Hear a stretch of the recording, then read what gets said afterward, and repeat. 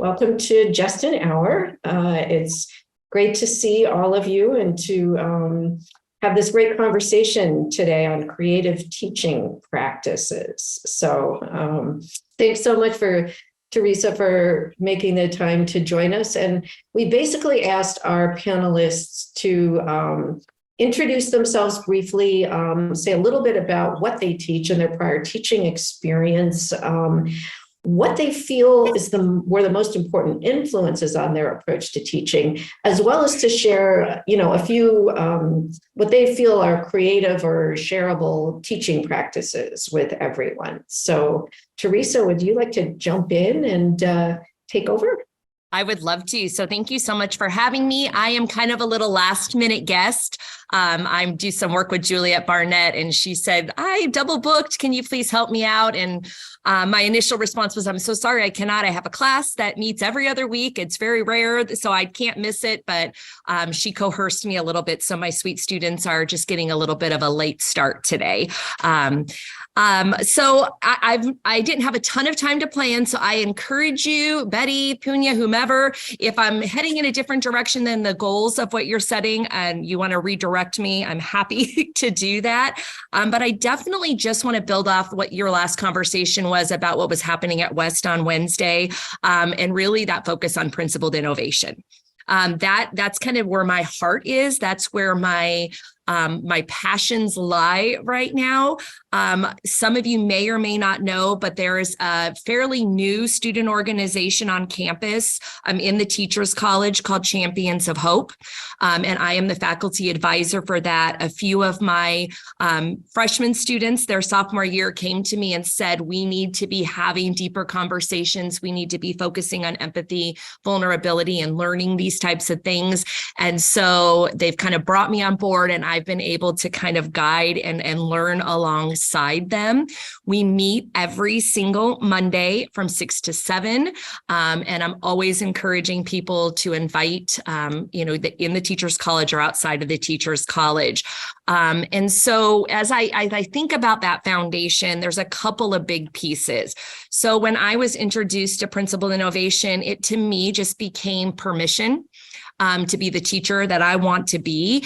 And not only that is to give my students that model so that they go out into their K-12, pre-K-12 classrooms and are that model as well. So two of the areas that have really just captured my attention are really teaching from that vulnerability and humor component. Betty, that's one of the links that I shared with you yesterday, if you want to share that with everyone. But that's been for me this opportunity to really allow myself permission and grace to not to have all the answers, because I'm learning that that's not necessarily my job. My job is to provide a space for people to think and provide a space for people to learn different perspectives and to kind of gain their own insights. And so I'm getting to live that fully this semester. I see Alex in the house. She may like this answer or be a little bit overwhelmed by this answer, but I'm teaching a section of BLE 220, and I am constantly learning and constantly having to come back to the classroom and go, okay, I just learned this next piece. Let's dive into this together. And it has been met with 30 students that have been like grateful that I'm admitting that, there's constant changes. There's constant changes in, when we look what's happening at our superintendent level, but that it's about constantly being open to learning what the new, most effective and efficient practices are, but recognizing the core, right? Like we are going to have English language learners in our classroom. We are going to have that. And so how do we approach that? And what are some of the most current strategies that are going to benefit them? So as I think about learning with vulnerability and humor, it also boiled into these three other areas that are pretty common practice, especially for me in lower division. And one of them is recognizing that every student needs to be engaged, right? And we have some opportunities for that, maybe responsibilities as faculty. But I choose to set my space up where we create a community, not just me with my students, but them with each other. And my favorite tool that I use in my classroom are called manage mats. They come from the work of Dr. Spencer Kagan. So again, Betty, I did also post a link to you yesterday about just different things that Kagan does. I'm sure many of you are very familiar, but I'm just going to give just an overview, and I'm always happy to talk Kagan with anybody who wants to dig in deeper. But managed mats basically have us sitting in a classroom setting where there's 4 people. You always have a shoulder partner, you always have a face partner, you have a number assigned to you, you have a color assigned to you. So the idea is to constantly be in communication. That any time that I pose a question, or any time that I'm sharing new information, that we're constantly giving students opportunities to talk amongst themselves, to make connections to their other learning, to their personal experiences, raising their own questions and such. So that managed mat allows me to ensure that every single person has that accountability. Every single person is asked the same question and given an opportunity to engage in that. But then we usually take that a step further, because another thing that Kagan really recognizes that I so value and appreciate is that he recognizes that human beings need to be up and moving. So we need to be socializing, but we also need to be up and moving. So I implement what I like to call the 17-minute rule. I don't think it's got any scientific backing to my name, but that's just kind of what I've coined it. So every 17 minutes or so, I find opportunities for us to do our think, pair, shares, or do some type of conversation, but we do it in a structure that Kagan has created in things like stand up, hand up, pair up, inside outside circle, round robins, carousels, fans and picks, these different structures that allow us to not only get up and move, but get up and have conversations outside of our normal little 4-person group that we're having all day, every day. And we're hearing multiple perspectives. We're pouring into all sorts of people that we don't necessarily talk to all of the time. And we're getting that bigger range. So within just that Kagan world, the idea behind it is engagement, accountability. The other idea behind it is we need to be socializing. We need to be making connections to what we're hearing. And then we need to be up and moving and hearing from various perspectives. So that's kind of like my big, aha, that is for me, the most effective way I can teach. Now, let me tell you this, and then I want to just kind of pause for a minute. But I do these workshops out in K-12 schools.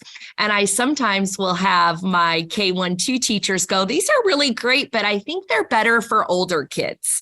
And I go, yeah, but they're good for young kids too. And let's associate how that's going to work. And then sure enough, I go on the opposite and I go to a middle school and they say to me things like, these are really great, but I think they'd benefit younger kids. And I think, well, yes, because they benefit all learners. So all of my college students, whether I've taught freshmen, sophomore, juniors, or seniors, always participate. And, there are moments when they kind of roll their eyes at me and say, are you kidding me? And I say, I'm not kidding you, but then they're engaged and they're up and moving and they're hearing from their peers and learning. So I have found just implementing that one piece into my learning has been very motivating and beneficial for everyone's learning. Wow. Thanks, Teresa. That was a lot of wonderful information and a lot of resources that we do have in the chat. Good. Does anyone want to ask a question or make a comment for Teresa?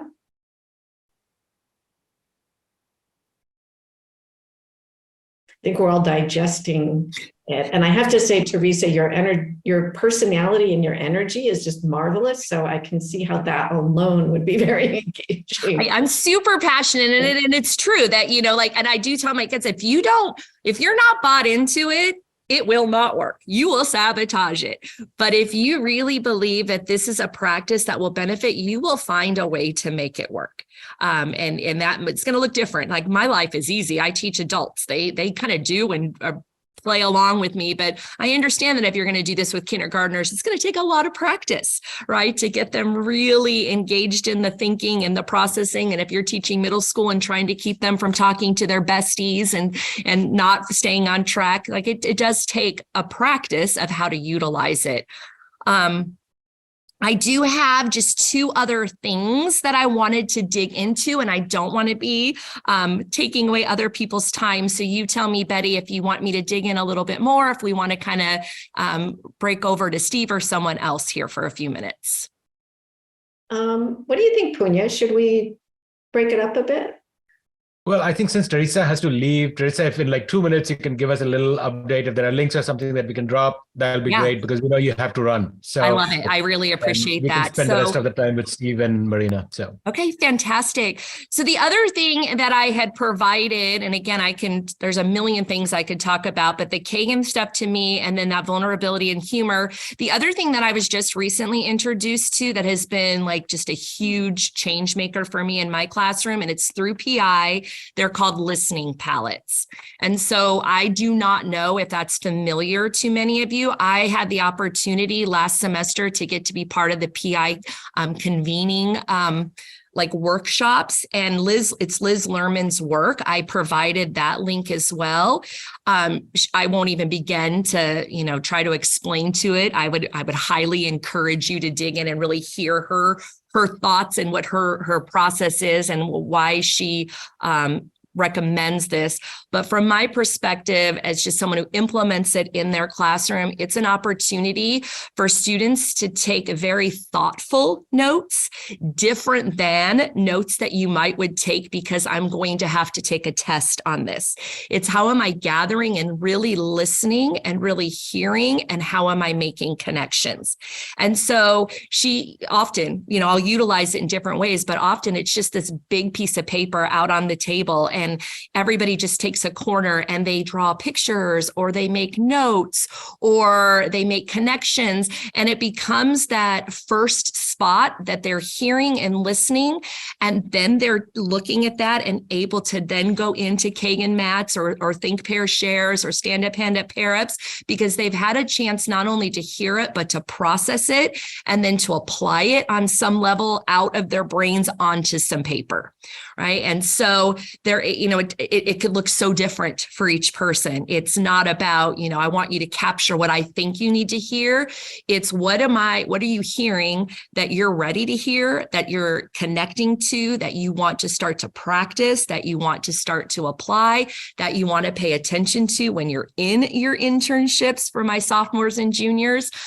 So again, I could not speak more highly for listening palettes.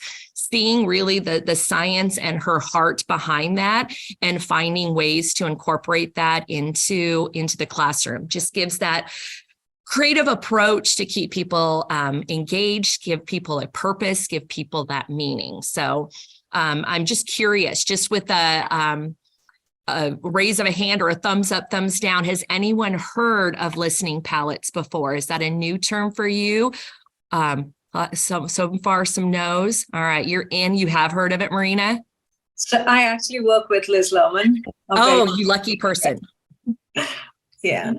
Tell her how much I appreciate her work. It's been I will. She'll be very happy. Yes. Yeah, it is. I was like, you've got to, and I get so excited, and my kids get a little excited, but I'm working with someone on their honors thesis and she got as excited as I did. So I'm like, yay. This is good stuff. So fantastic. And then the last piece that I do have to sneak off and teach a class is focusing on the retrieval process.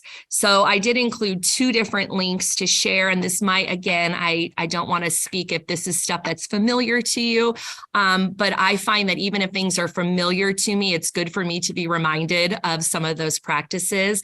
But I spend a lot of the beginning of my class time really trying to retrieve information that they already know.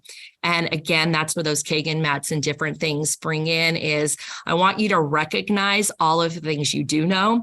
I want you to start to make connections, and I want you to be able to have that foundation at the beginning of every class so that you're able to recognize when you own something, you own a piece of knowledge, and how now the next step is to make connections and figure out where, how, why you're going to apply it within your classes, or ultimately the big goal is in their teaching experiences. Like, I have this, I know this, and now what do I do with it?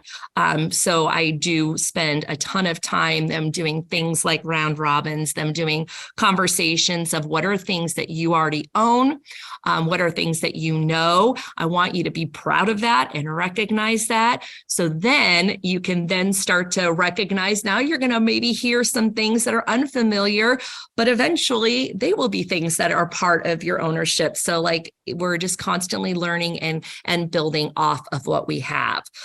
So all in all, there were 5 things, 5 different links that I provided. Again, I am like way more than happy to continue any of those conversations with anybody.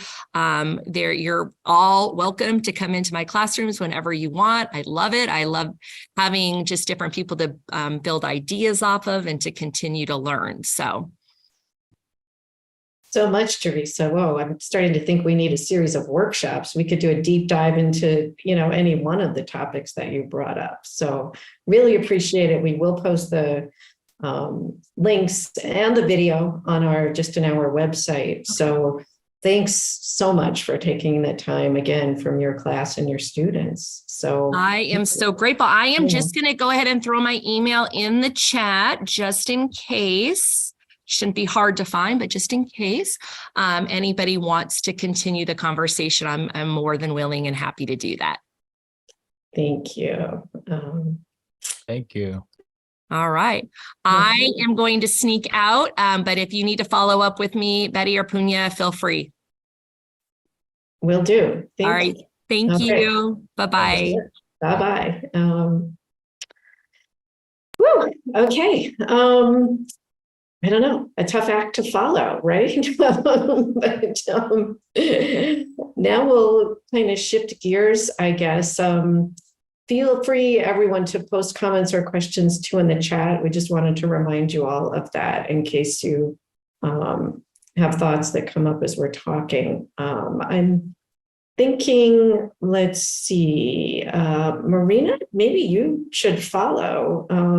If you wouldn't mind introducing yourself and saying a little bit about your background, influences on your teaching, and sounds like there's a nice connection to what Teresa was talking about in terms of your work with Liz. So feel free to start us off.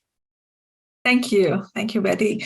And the same way that Teresa introduced at the beginning, I also did not have much time to prepare. And I've just had the COVID booster shot, which got me down. So again, I haven't really had time to prepare or think about it. If there's anything that, you want to me to elaborate on, Punya, just let me know. So I'm Marina Basu, a doctoral candidate in learning literacies and technologies. This is my 4th year. I am doing research in mathematics teachers' self-inquiry using the Atlas of Creative Tools. So when Teresa was mentioning the listening palette, that's one of the Atlas of Creative Tools. And I'm trying to I'm trying to explore how we can use that for all education, but specifically my dissertation looks at mathematics teachers. So before this, I had taught for a number of years in a school in India, elementary and middle grades, in a very non-traditional school that was founded on the philosophy of Jiddu Krishnamurti. So I don't know how many are familiar with that name. There's a school that runs on his philosophy in California as well. So Krishnamurti's focus was not so much on the content of education, but to understand the relationship, the right kind of relationship between the teacher and the student, so that learning becomes something more. Learning becomes not, a collection of facts, but a deeper exploration of our relationship with the world around us. So I carry a lot of that, you could almost say it's in my blood to think that way, to think of, not so much as grades and assessments, but to think in terms of, how are we thinking about things? So my focus is always on the thinking and the relating more than grading. The other big influence has been just learning about creative strategies. I think when I was in India, I wasn't familiar with the term teaching and learning strategies. That's something I picked up when I was doing my Fulbright program at Indiana University, and I was introduced to Dr. Kurt Bonk's collaborative learning and creative learning strategies. And some of what I saw there, it kind of helped me understand my own teaching practices in the Krishnamurti School, because so much of that teaching was in collaboration. We had mixed age groups to deliberately reduce the idea of comparison and competition among students. And we had a lot of learning that happened outside the classroom. So the schools were typically situated in very green surroundings. The school I taught at was actually 100 acres of actual forest, like with wildlife and everything. So a lot of the math, science, everything happened, outside on a walk, taking care of the land, doing those kinds of things. So when I'm teaching here, what I'm teaching here, last year I was teaching a math methods course, and this year I'm teaching children's literature. Two very different things. And this year when I was teaching the math, the reading children's literature course, one thing I wanted to do, which I realized I hadn't done enough in my previous class with the math methods students, was that I wanted to deliberately take up some time from the teaching to set up these, to set up a place where students had this opportunity to build relationships with each other and with me.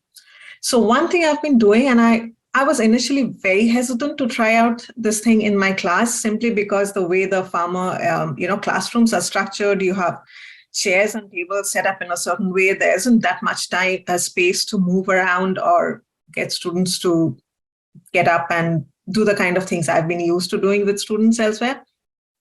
But I was actually surprised. So I took the plunge and I said, I'm going to start every class with circle time. I know for those of us who have taught in pre-K through 12, circle times are very common. And from what I've heard from my students, I don't think it's that common in college.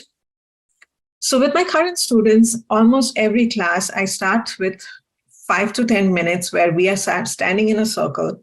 And I have a prompt for the day that they have to then fill in. So one of the early ones was the perpetual prompt. And I'm going to share the link here. This is one of the Atlas of Creative Tools. Okay, I'll just share it in a minute. So a perpetual prompt is simply a statement that has a same beginning, and then you fill up the sentence many times. So one of the things that I would use at the beginning of a semester is I come from, and I've done it both with my math students and this year. And I come from, they don't just say the name of the place, but they have to be kind of not saying the place and saying all the other things. For example, if I was talking about myself, I would say I come from a land of many languages. I come from a family of teachers. So things like that. So doing these kind of prompts, and then I modified the Atlas of Creative Tool, this perpetual prompt, into having many other sentence starters. Some days the sentence starters will actually feed into the actual, module or the topic that we are discussing that day. Some days it will not. And I started doing the circle time. And around mid-semester, I wanted to get an evaluation from the students because I was still very apprehensive. I would ask them to get up, and you could see that some students were very reluctant to stand up and do this kind of a thing. But I was surprised, and it was an anonymous feedback. I was surprised to see that out of my 32 students, except for one student, everyone said that they liked that circle. And what it helped them do was kind of move away from the other classes or assignments or other things that they are worried about, and use those 5-10 minutes at the beginning of the class to kind of tune in to what's coming here, what's going to happen next, and to get to learn about each other through these kind of prompts. So that's one thing I wanted to share.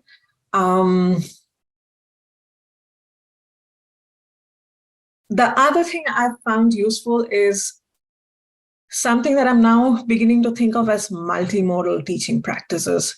So for example, I'll have certain slides, images about the concepts I'm trying to teach, and then have a Google form with certain responses. So before I give them the theory about something, they have to make a choice between the different options to see,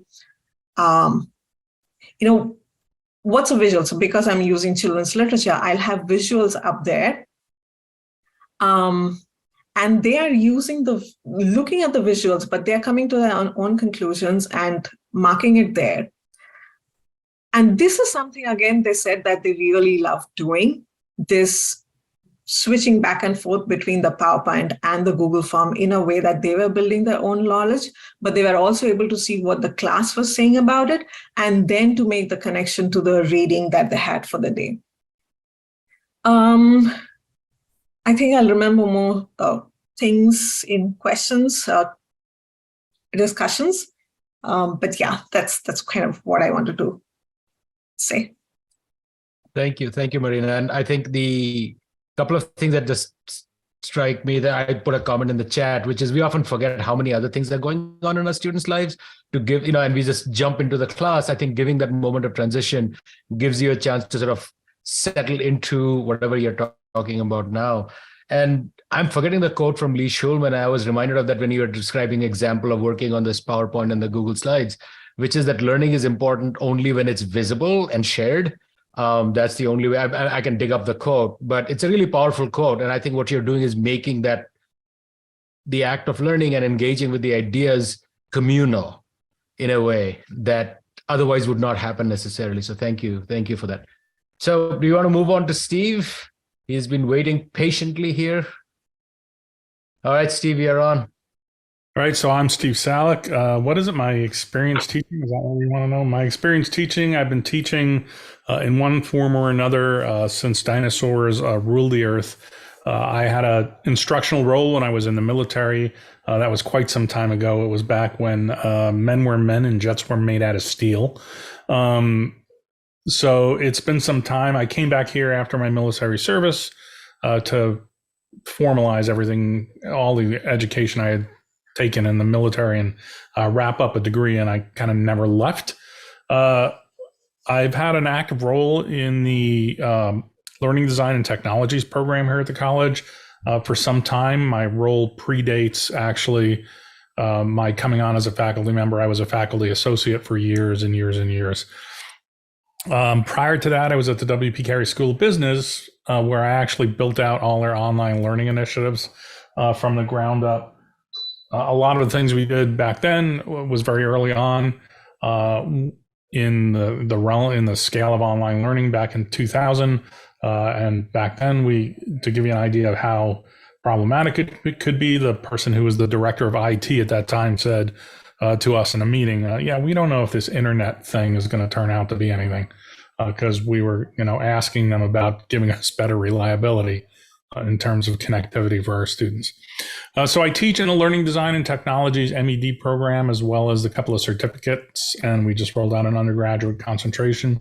I guess our program, based on all the data we collected from that KSD exercise, I guess our program is the outlier, because we're not front-loading teacher preparation. We're not on that side. We're a lot of our students kind of come to us when they made the decision that they need to exit the classroom, and they're looking for another career where they can remain involved with teaching and learning, but yet not be in the classroom in front of kids. So what we do is we prepare students for a role in the field of learning design, and the way we do that is to give them a little kind of taste of the real world. So we use a lot of strategies and modalities in the courses that they would be expected to encounter as a member of a learning design team. In my courses, personally, some of the things I do are weekly live sessions with my students. Our courses are all online.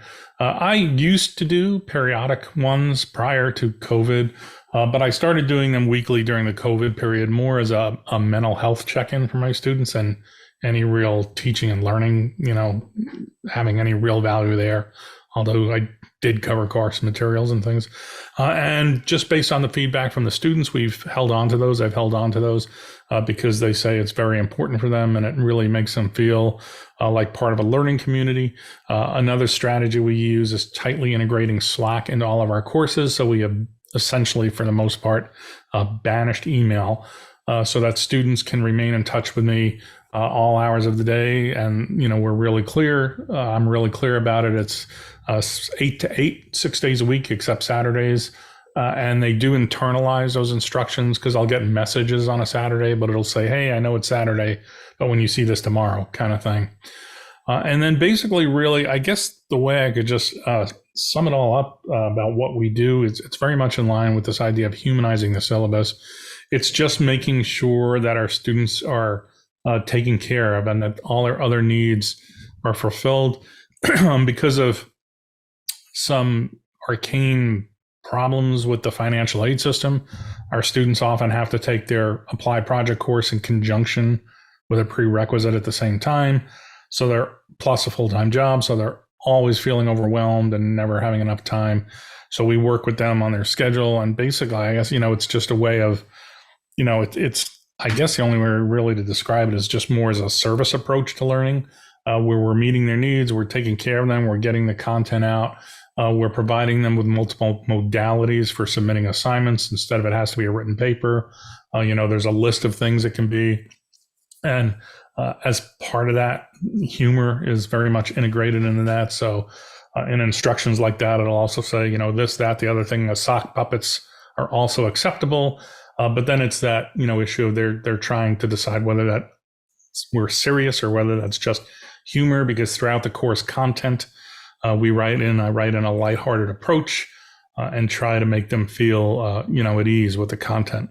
I don't feel like I'm doing anything special, really. If you were to take a learning design approach to what it is I'm doing and how I engineer my classes, I really follow pretty much Keller's ARCS model of motivation. So there's actual scholarly research behind the way I do things, I guess you could say. But I think the key is just to make sure, that your students are taken care of and to deal with them as individuals. Our courses tend to be very large. 120 isn't unusual. So we do, split them up into groups, but then we manage to create this powerful learning community. There are other tools and technologies I use. One of the things is every Wednesday, usually around noon, I have something called a Wellness Wednesday post, which I stole from some other faculty member here whose name I can't remember at the moment. But mine are, kind of automated in that, she does hers in the classroom. Mine are done all online. And the Wellness Wednesday posts, sometimes they are actual kind of wellness things. What, I know the ebb and flow of the classes. So when I feel like they need, a wellness thing like 4-cornered breathing or 5-fingered breathing or something like that, they get one of those. And then at other stressful parts throughout the course, they get something that's humorous. One of them is, encourages them at the peak of working on a proposal. It encourages them to take a break and play a quick game of the 6 Degrees of Bacon. Is everybody familiar with this game? So one of the things, I give them like 6 names, and they have to figure out what those 6 names have in common in terms of Kevin Bacon. And in that last time I ran it, the thing that was in common was that they were all villains on the 1960s Batman show. So they had to, when they figured it out, they had to say that in Slack, and then Slack was programmed to send them back a message when it saw the word Batman. It would send out a message that said, "You're right, here's a video of the Riddler," and it would send them back a video of the Riddler or the Mad Hatter or whatever. So it's just injecting a little bit of lightheartedness and humor into the whole thing. I mean, I don't feel like like I said, I don't feel like I'm doing anything special. It's wonderful, Steve. I mean, I really appreciate, across all of what each of you said, this deliberate attention to student wellness. I mean, I know we all know our students go through a lot just by virtue of being adults, and particularly in this current, political, social climate. But to make an effort to have a deliberately an explicit space to give attention to that, to recognize that, to give them opportunities to work with each other, to reduce some of that stress it's just really valuable. It's a takeaway for me, for sure. Yeah, I think one of the things I've done is I've talked about this before. I don't know if everybody's heard this. I built a workflow in Slack called the panic button. So the students can access it from a shortcut menu in Slack. And basically they select, red, green, or yellow, what's kind of the urgency of their problem, and then a general category. And then there's a text field there that they can type more details into. And that'll bypass my co-instructors and come directly to me. And then based on what, it comes right to my friendly Apple Watch. And then depending on what, the level of urgency is and what the problem is, I'll either deal with it. It may be some kind of, hey, I didn't know where that template is, or something like that. That's something I can deal with. But beyond a certain level and within certain comments, it'll go right to an SOS. And, I'll hand it off to Megan and her team, the coordinated care team, to deal with it. If it's a potential mental health problem or something. So, it's just taking care of the problems before they become problems, I guess would be the best way of putting it.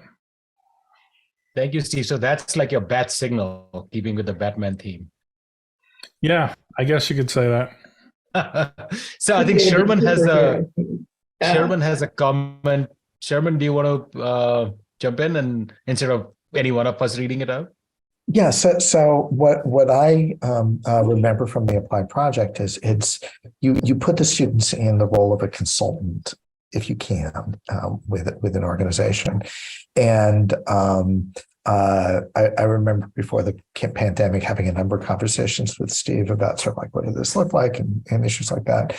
So I'm sort of curious, given your description of sort of the press on students in that last semester and the pandemic, how has that sort of, because it's sort of like an outsider look at that relationship, how has that changed over the last couple of years? And does it tell us that is often something that we do when we are sort of doing supervisory activities over internship and other clinical experiences. So I'm really sort of curious how that teaching applied project has sort of changed over the last couple of years.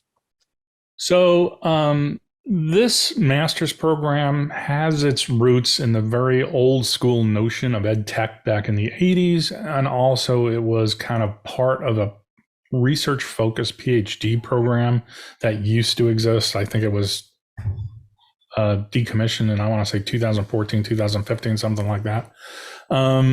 So it was this odd conglomeration of practice and research. And what I've been doing as I've been revising the program and moving it forward is that research is in there at point of need.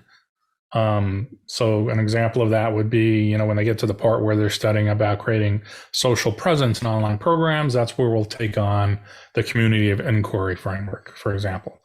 But then a lot of the actual work and assignments and everything have really shifted to practitioner focused. It was my responsibility to carry as the director of online learning there to hire and manage learning design teams. So I have, a lot of background, a lot of practical experience in that. So what we try to do is shift a lot of that work to, a lot of the coursework to this practitioner focus. This is how you would encounter it in professional practice. And that has been extended to the applied project course. Instead of trying to do some easy peasy thing where they work, there's a prohibition against that. And the reason there's a prohibition against that is over the life of the program, we've had several academic integrity issues. It's one of these things where they're like, I'm going to do this project. And then we ultimately find out it's something they did a couple of years ago and just, gave us. So the way things have basically changed, to answer your question directly, is not a ton. Students have always been responsible for the applied project program, even when Gary Bitter was teaching it back in the day. They've always been responsible for going out and locating their own project. And there are some prohibitions and some things that we don't allow as viable projects, migration projects, aggregation projects. There's a category called reinventing the wheel projects. But other than that, they're free to go out and take on any project they want. Generally, I hold a live orientation 8 weeks prior to the course, somewhere between 6 and 8 weeks prior to the course, with everybody who's on the roster at the time.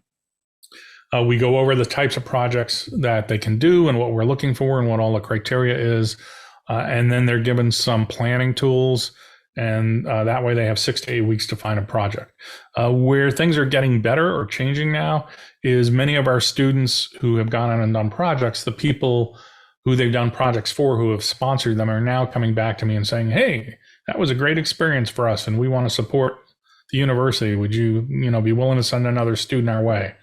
So we've got a small handful, it's starting to grow now, a small handful of organizations in town like Master Electronics, who take on a student or two every semester. So what the ultimate goal would be, which would be great, would, instead of having students go out and forage for projects, would be to have a big boat of sponsors who are ready to take our students on. That would be my ideal solution. And the reason we approach it that way is because in reality, learning designers by and large don't get to pick and choose their projects. They, have to work on projects that are assigned to them. So for our students to learn how to deal with information they're completely unfamiliar with in an environment they have no idea how it operates, that's a really important concept. And we've since had emails coming back from students who's like, thank God the applied project was set up that way because I got a job based on what I learned in managing that applied project. So it is being fruitful. We'd like it to be a little more fruitful, but we are building something into our program now based on John Stepper's Working Out Loud book to get them to the finish line with more of a much broader social and public facing presence in the industry. So that's where we're at with that right now. Thank you. Quick comment, Steve. I remember we had this conversation, this is a few months back, which is why I really wanted you to be on this episode, and about these organizations which are coming back to you and saying that we had such a great it was so wonderful working with your students on these applied projects, which I thought was just really testimony to both the work that the students are doing, but also the mentorship that the program is providing, because it wouldn't happen without that. So thank you for sharing that. And thank you, Sherman, for the question, because I had forgotten that this was something that was a reason we had not originally thought of inviting Steve on here. Other comments or questions from the group here for Steve or Marina?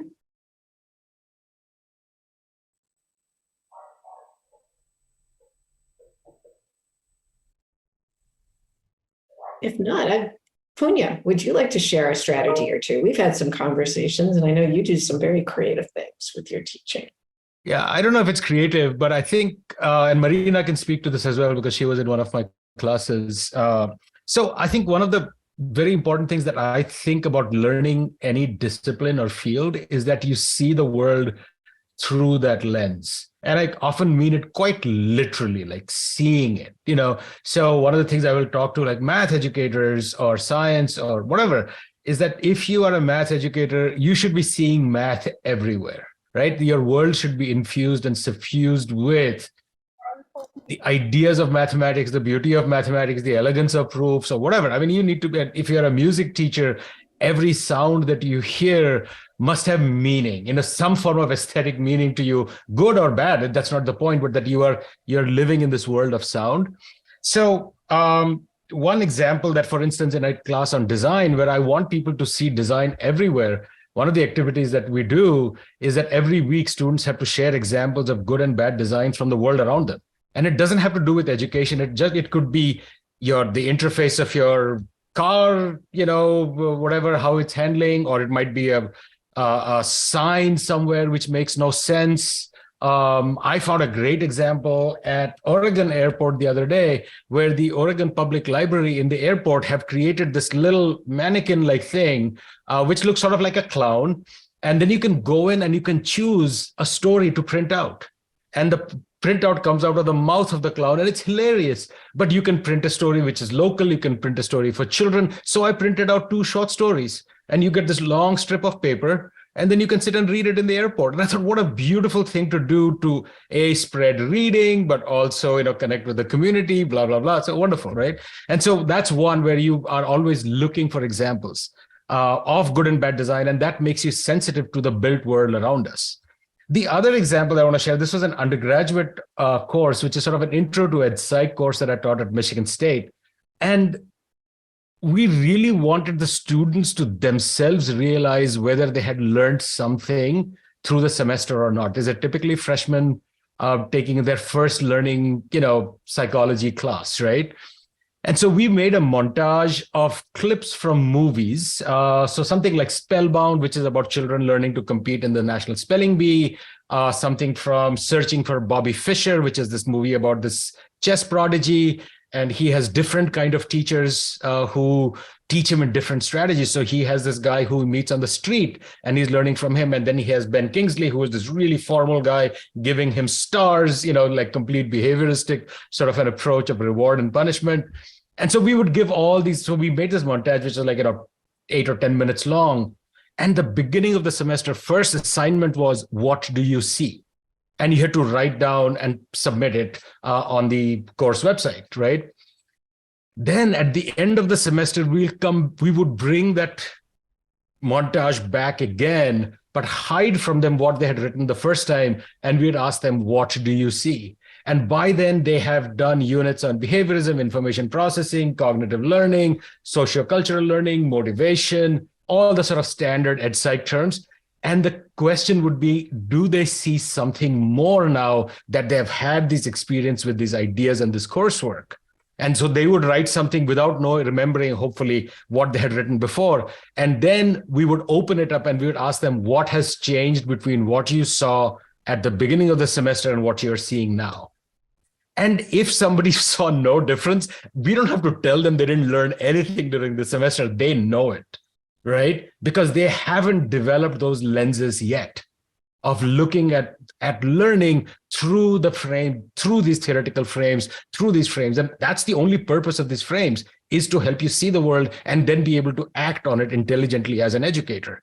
And this was just a simple assignment. But again, to me, it's this idea of how do you inculcate. To me, a discipline is a way of looking at the world, right? And if you are not looking at the world through that, then we are failing as educators at some level. So there are many more examples I could give, but these are a couple that I've really felt sort of got to the heart of this idea of what does it mean to inculcate a discipline about looking at the world, whether it's whatever it may be. In this case, learning theories, and the first case, sort of design, looking at the world through the lens of design. A creative way to think about outcomes, right? I mean, looking at the world literally, or looking at those pictures and seeing things differently in a different way. I love that. No, it used to be a lot of fun. So we used to actually ask them to write a reflection on their first versus their last piece, and also look at 2 other of their colleagues in the class. So they could pick 2 other students and they would see their beginning and end, and they could see their own beginning and end, and they'd have to write a reflection piece on what has changed and what does that mean. So it's both reflection, but it's also highlighting that these are not just abstract things we are teaching you for the heck of it, that they actually do apply and that you can use them to look at this montage in a different way. Wow. Great ideas. There's so many interesting ideas here. It's hard to know what to react to or respond to. I did want to not forget to mention Juliet Barnett was also originally invited to join us, and she wound up with a last minute scheduling conflict, but she did send a video. It's about 12 minutes, and so we won't have time to look at it in this session, but we will post it on our site. She's really focusing, she does a deep dive into student engagement, what that means and its importance, and some strategies that she's used to cultivate that. So I do encourage you to follow up and take a look at that when we post the recording, as well as some of the links that have been shared. So I just wanted to shout that out to Juliet and thank her for taking the time to put that together. And I think what, one takeaway for me is just how committed many of us are to teaching, the time and effort and creativity that we see here, and the importance, I think, of highlighting this more in the college. I mean, after all, we all are about teaching and learning, and I don't think we either give ourselves enough credit or enough attention to what our faculty are doing in this area. So super impressive. So if I could, Betty, follow up with Marina, I would be really curious, Marina, because you've used this Atlas of Creative Tools in, I think, different contexts. What stays common when you go from a math ed kind of a class to a children literature class, and what do you have to tweak? Because, there are such differences in the nature of the discipline that you're talking about here, right? So the Atlas of Creative Tools was originally developed by Liz Lohman, who's a choreographer and a dancer. So its origins are completely in the performing arts. So I think the first resistance that I see if I'm working with anybody outside that realm is, I'm not a mover, I'm not a dancer, right? To respond to something by movement, to embody something is very challenging. And so what I've done is I'm actually not even doing all of the tools that are there. I go by, the more written verbal kind of tools and bring only those into the space. What I did this semester was, after we had gotten into a rhythm of the circle time, I then brought in a little bit of embodiment. So the tools, the Atlas of Creative Tools, get you to kind of do a short circuiting in your understanding. Like, what I mean by that is, we are so focused on words and an intellectual analysis of something. Sometimes our bodies hold certain information, and what the Atlas of Creative Tools does is to kind of tap into that other way of knowing. So movement is one of the things. That's why she brings those prompts where you're moving your body, and then it's saying, what made you move like this? When you're talking about relating, you're doing this action. What does that gesture mean? So what I've learned from my previous semester to this semester is to kind of ease into it very slowly, do it through the more things that we are more used to and we are more comfortable doing. That's like a written thing. So that's the tweak I'm doing. I focus more on the written tools than the ones that involve embodiment and physical movement. Thank you. So this actually reminded me of a project that I had with STEM educators in Chicago, where we would meet for 2 weeks face-to-face all day. And the middle of the 2 weeks, one Wednesday, we would actually get improv artists from Second City to come in and do a workshop. And that used to be phenomenal, because one of the advantages of getting somebody from outside is that, people feel more relaxed because this is not being evaluated by the instructor.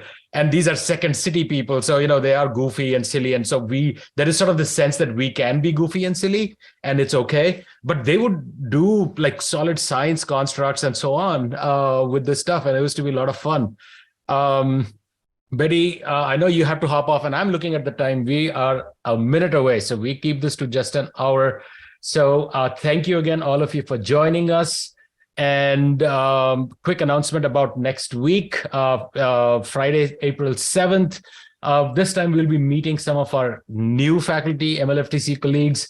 As Teresa said at the all-college meeting, when Carol asked people who had joined us in the last few years to stand up, there were a lot of people there. So these are not brand new to MLFTC, but they're sort of brand new because, they started during the pandemic and missed out on a proper introduction. So we will be joined by Associate Professors Karen Kollner and Aisha Boyce and Assistant Professor Shaila Dogan next week. So looking forward to that conversation. The RFPs and these links will all be on the website once this video is posted. Feel free to reach out to us if you have any questions and comments. And with that, thank you very much. Betty, any last comments?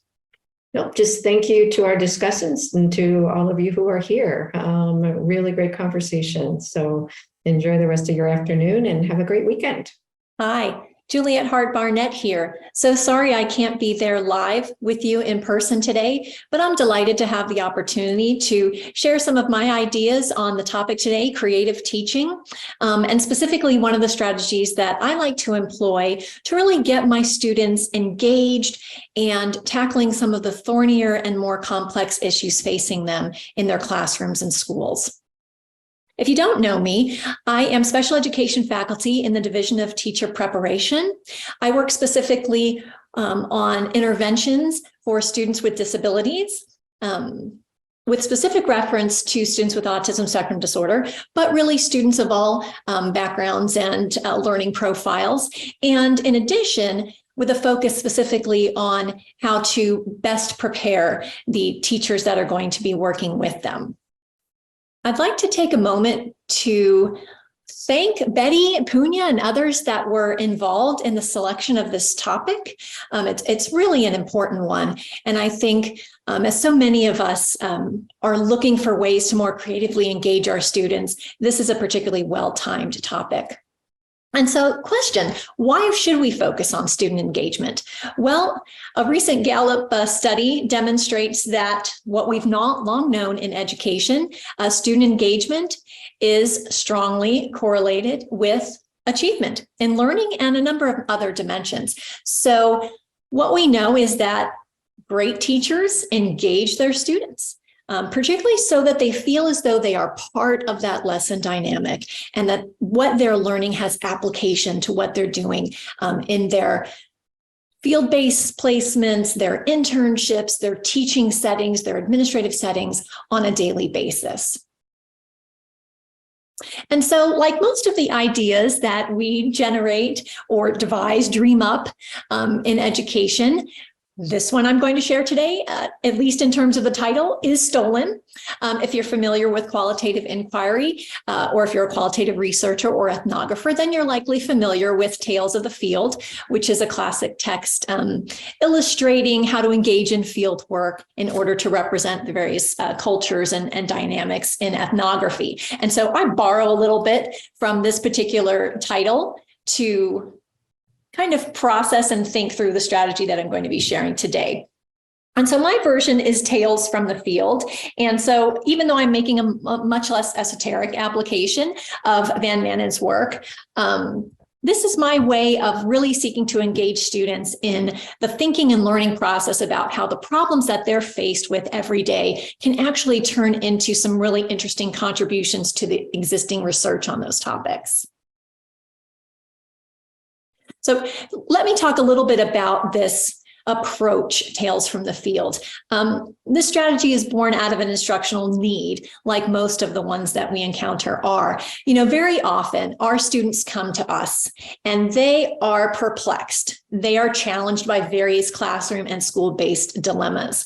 And they encounter these as part of their practice every day. As I mentioned, whether they're in a field placement or an internship, student teaching, their own classrooms, or even in their administrative roles. And so on a broad scale, probably many of us take the opportunity to try to process these issues with students as they arise, either individually or even as part of the entire class. And while still others even conduct seminars and other coursework that's specifically tied to practica, wherein there is this attention to the problems of the field.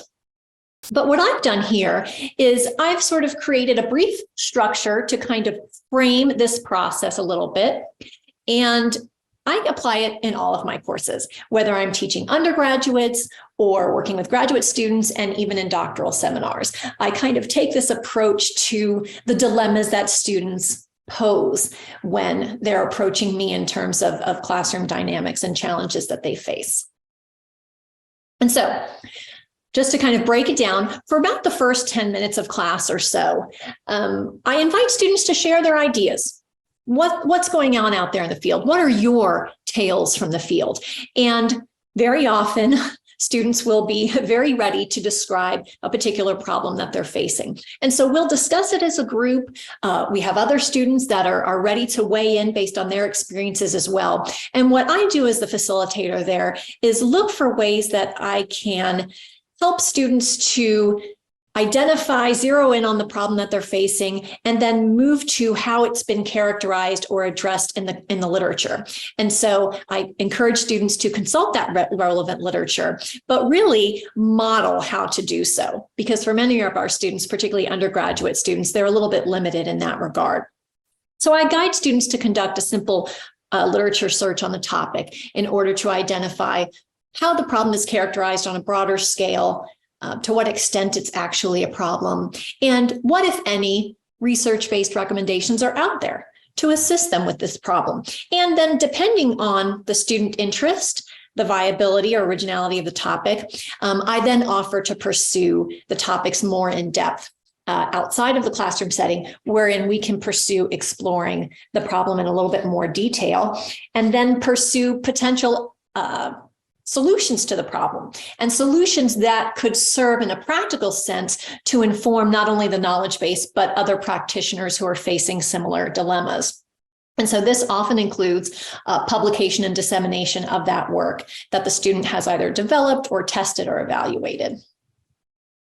And so I think this is best illustrated with an example. I've got a lot of them. A lot of the work that I've done in terms of my research, particularly practitioner-based research, is derived from the problems that students have brought during class, and we're able to transform those into recommendations that add to the literature and add to the ability of teachers everywhere to be able to implement these strategies. So in this case, you'll note that I've identified that structure again: problem, relevant literature, and solution.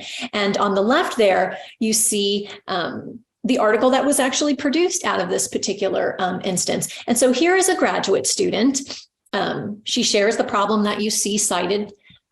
This is a resource room teacher, so she's working with elementary aged students with learning disabilities.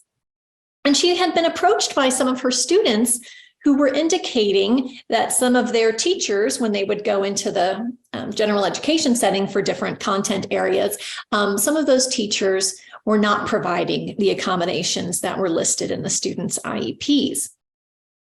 And so that raised an interesting question for the student, who also is the teacher. She had an interesting choice. As I discussed this with her further, and as we discussed this as a class. To be certain, we all agreed that students are not themselves responsible for ensuring that teachers follow and implement accommodations outlined in the IEP. That's not the job necessarily of a child. And so we made sure to discuss the importance of intentionally reminding the students that there's a team of individuals that are working together to ensure their success, and to ensure that their needs are being met from an educational standpoint. And it's the job of the special educator in collaboration with these folks to address any concerns. But on the other hand, as we discuss this a little bit further, this teacher thought, well, but what about self-advocacy and self-determination? What about the student as member of this team?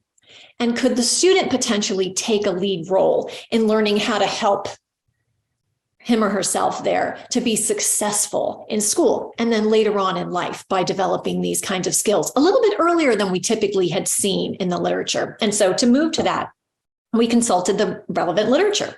And what she found was the teaching of these kinds of skills: self-advocacy, self-determination, the ability to communicate, educational needs. For students at this age, at the elementary age, really limited in terms of the extant literature on this topic. And so she both identified a problem in the field and a relevant gap in the literature, which is kind of the combination that you need to pursue a problem in more depth.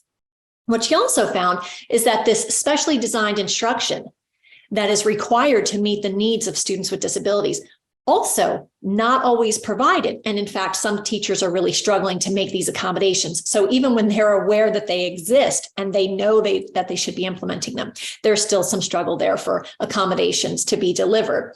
And so after consulting this literature, which I mentioned is somewhat scant on the topic, she and I worked together to develop a plan, a strategy, actually a 10-point strategy for how teachers could empower their students to self-advocate for the delivery of their accommodations as listed in their IEP. And the result of that strategy is the article that you see cited there, which was published in Teaching Exceptional Children. And so just briefly, lots of positive outcomes came from this work, not only for this teacher who responded to an instructional need in her setting, but also for the countless other teachers who benefited from this work and the fact that it was disseminated so broadly as part of the knowledge base.